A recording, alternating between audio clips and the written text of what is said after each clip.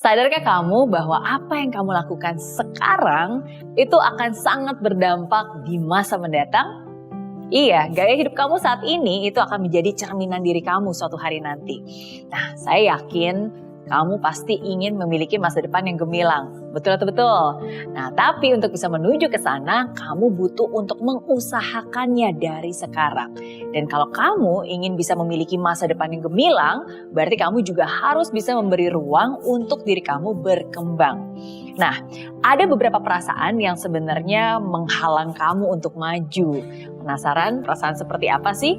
Nah, jadi ini dia 5 perasaan yang bikin kamu susah maju. Yang pertama, gak enakan. Iya, rasa gak enakan yang kamu tunjukkan atau yang kamu miliki itu sebenarnya tanda bahwa kamu memiliki empati yang tinggi dan memiliki hati yang baik. Jadi itu bagus sebenarnya. Tapi kalau kamu membiarkan sifat gak enakan ini tumbuh dalam diri kamu dan kamu gak bisa mengendalikannya, justru hal yang tadinya baik bisa berdampak buruk untuk diri kamu sendiri. Kamu akan selalu mengutamakan kepentingan orang lain dan seringkali kamu mengorbankan diri kamu sendiri. Seolah-olah kebutuhan kamu sendiri menjadi nomor 2. Tapi ya begitulah, kamu selalu ada untuk orang lain. Nggak apa-apa juga sih, tapi sekali lagi ya, sifat nggak enakan ini awalnya sih bagus karena itu adalah empati. Kamu ingin memberikan terbaik, kamu ingin membagi. Tapi seringkali sifat nggak enakan ini juga bisa membuat kamu nggak yakin dengan diri kamu sendiri. Kamu akan cenderung untuk mengikuti pendapat dan keputusan orang lain meskipun itu nggak sesuai dengan kata hati, meskipun itu nggak sesuai dengan pemikiran dan pendapat kamu. Nah, jadi mulailah untuk yakin dengan apa kata hati kamu, ikuti sesuatu yang benar, bukan yang tenar, ya, yakinlah sesuai dengan apa yang kamu yakini. Jadi berbeda dengan orang lain gak salah kok, asalkan ya masih sesuai dengan aturan dan juga norma yang berlaku. Jadi jangan merasa gak enakan atau sungkan. Yang kedua, pasrah. Ya, pasrah ini seringkali diartikan sebagai sikap putus asa, udahlah gak mau usaha dan udah gak ada lagi semangat hidup. Lebih condong ke arah negatif. Dan orang pasrah itu biasanya memiliki pemikiran, ya sudahlah, toh hidup itu sudah ada yang ngatur. Ya sudahlah, que sera, apa yang terjadi ya udah terjadi. Mau usaha kayak apapun juga kalau udah takdirnya segini ya begini aja, saya bisa apa. Ya, memang Tuhan punya kendali atas hidup kamu dan saya percaya akan hal itu. Tapi bukan berarti kamu nggak melakukan apa-apa dan pasrah terhadap kehidupan yang akan entah membawa kamu kemana. Jadi pengertian ini beda tipis sebenarnya ya, karena manusia itu adalah makhluk ciptaan Tuhan yang paling indah, yang derajatnya lebih tinggi dibandingkan makhluk ciptaan Tuhan lainnya. Kenapa? Karena Tuhan juga sudah membekali kita semua dengan pikiran, tenaga, akal budi untuk bisa melewati perjalanan hidup kita masing-masing. Kamu boleh terlahir di dalam keluarga miskin ketika kamu lahir, tapi kamu mungkin gak bisa memilih orang tua kamu siapa atau di kalangan keluarga seperti apa gitu ketika kita terlahir. Tapi percaya bahwa kamu juga punya kesempatan untuk mengubah hidup kamu dengan bekal, bakat yang Tuhan sudah kasih ke kamu. Kamu bisa memilih jalan hidup kamu sendiri. Kamu bisa memilih mau menjadi seperti apa ketika kamu meninggalkan dunia ini. Nah, jadi dibandingkan dengan menggunakan kata pasrah, ya sudahlah, saya lebih suka menggunakan kata berserah. Apa bedanya Miss Mary? Jelas berbeda. Kamu harus berusaha dulu sebisa yang kamu mampu dan hasilnya kamu serahkan kepada Tuhan. Ya, pasrah bukan berarti menyerah ya. Yang tadi saya bilang berserah bukan berarti menyerah. Banyak orang yang hidupnya bisa berubah bukan karena dia terlahir kaya, tapi ya karena selama hidupnya dia juga mau usaha, mau kerja keras dan pantang menyerah. Oke, jadi nggak boleh pasrah, tapi kita harus berserah. Yang ketiga, emosian. Nah, apakah kamu tipe orang yang suka marah, mudah tersulut, gampang emosian, gampang tersinggung? Oke, coba deh tanyakan kepada orang-orang terdekatmu. Kalau iya, waduh, waspadalah. Karena ini berbahaya. Ingat, ketika emosi kita naik, kecerdasan kita menurun. Dan akhirnya, kalau ini nggak kamu sadari, akhirnya akan ada banyak sekali keputusan-keputusan atau tindakan-tindakan yang akan kamu sesali. Manusia itu emang unik sih ya, inginnya berlari lebih cepat untuk maju, tapi setiap kali menerima masukan justru malah marah-marah, merasa harga dirinya jatuh gitu ketika dikritik orang lain, merasa masukan adalah serangan. Padahal orang-orang yang sebenarnya memberi kamu masukan, ya sebenarnya mereka juga ingin membuat kamu lebih maju, lebih baik lagi.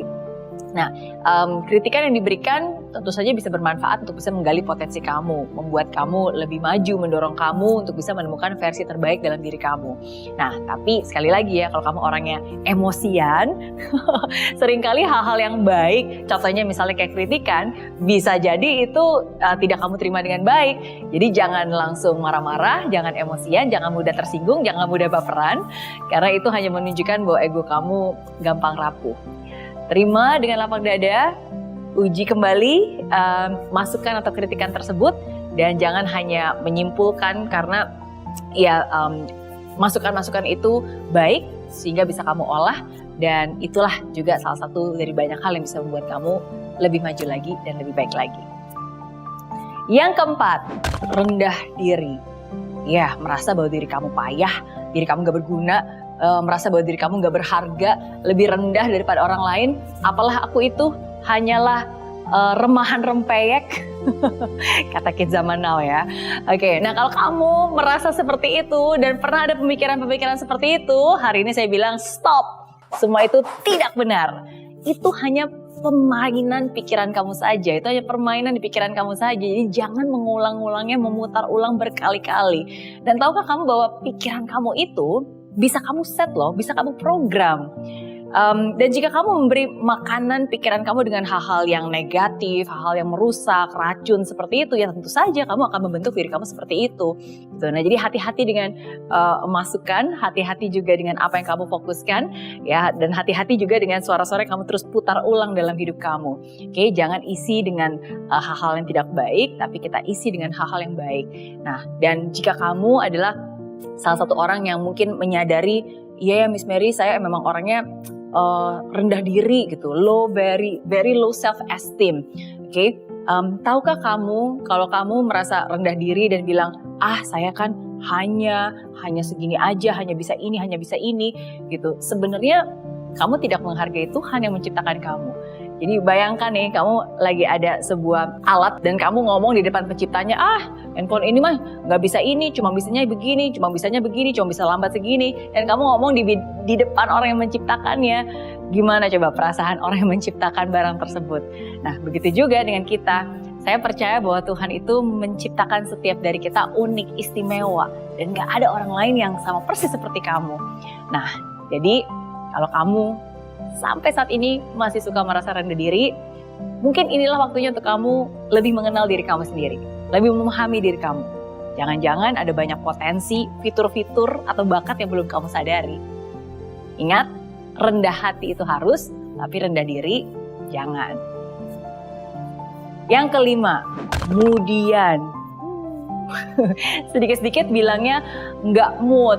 Kok ini belum dikerjakan? Iya nih Miss Mary lagi cari mood dulu biar lebih oke. Emang cari di mana? Emangnya hilang? Nunggu mood datang katanya. Aduh, emangnya angkot ya ditunggu ya? Emang pesawat ada jadwalnya?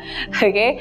No, mood itu kan kamu sendiri yang sebenarnya bisa diciptakan. Jadi jangan menunggu mood itu datang atau jangan mencari mood ya. Perasaan nggak mood ini ya juga akhirnya jadi alasan gitu, alasan untuk kamu mager alias malas gerak. Saya yakin nggak ada tuh sejarahnya orang-orang yang sukses hanya dengan malas-malasan, rebahan terus tiba-tiba sukses. Kalaupun ada, itu semua mungkin hanya halusinasi belaka ya, atau mungkin itu rapuh gitu. Nah, jadi sekali lagi jangan hanya mengandalkan perasaan untuk kamu melakukan apa yang harusnya kamu lakukan. Karena seringkali perasaan nggak mood yang membuat kamu menunda pekerjaan yang harusnya kamu selesaikan. Dan sekali lagi, menunda pekerjaan itu juga salah satu bentuk sabotase diri kamu sendiri ya, yang menyebabkan kamu bisa sulit untuk berkembang. Coba deh ingat-ingat lagi, coba deh renungkan lagi. Kalau kamu sering ngerasa nggak mood mengerjakan sesuatu, gimana bisa maju, ya kan? Jadi mulai sekarang tetapkan target, fokus. Kalau perlu tuliskan tuh to-do list apa yang harus kamu kerjakan, apa saja yang harus kamu selesaikan. Ingat, kerjakan bukan hanya karena perasaan, mood-moodan, tapi kerjakan karena ketekunan dan juga kedisiplinan. Itu dia 5 perasaan yang menghambat kamu untuk maju. Nggak enakan, pasrah, emosian, rendah diri, kemudian. Dan 5 perasaan ini harus kamu hempaskan jauh-jauh dari hidup kamu. Ya, 5 perasaan yang harus kamu hindari agar kamu bisa menjadi versi terbaik dari diri kamu sendiri. Oke?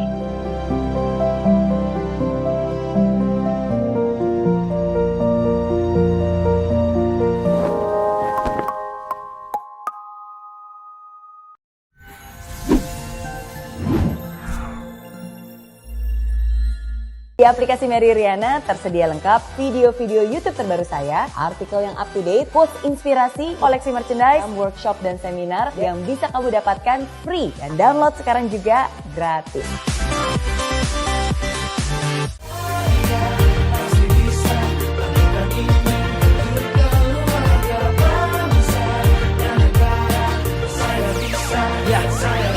Laksana bumi tanpa hujan, hidup tanpa tujuan, kering dan mati tanpa hijaunya tumbuhan. Demikian kalau mimpi tak kunjung terjadi.